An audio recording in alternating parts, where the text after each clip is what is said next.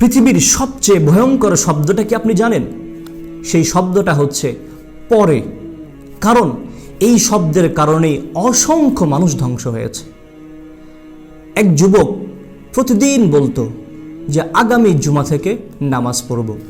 জুমা আসতো, শুক্রবার আসতো, আবার চলে যেত, কিন্তু সে নামাজ ধরতো না। সে বলতো আগামী রমজান থেকে পরিবর্তন হব, আগামী রমজান থেকে নিজেকে বদলে নিব, দিনে ফিরব। রমজান আসতো, আবার চলেও যেত, কিন্তু সে নিজেকে পরিবর্তন করতো না। একদিন হঠাৎ রাত্রেবেলায় ঘুমানোর আগে সে ফোনে ভিডিও দেখছিল। হঠাৎ তার মায়ের ফোন আসলো। মা ওপার থেকে সন্তানকে জিজ্ঞাসা করলেন, বাবা নামাজ পড়েছ?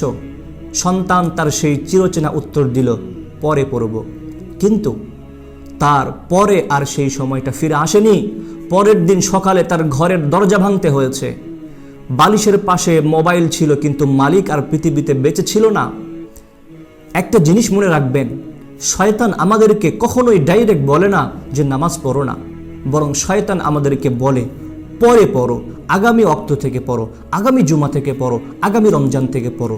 আর আগামী এই পরে পরে করতে করতে এক সময় আমাদের সামনে মৃত্যু এসে দাঁড়িয়ে যায়, আর আমাদের দিনে ফেরা হয় না, তওবা করা হয় না।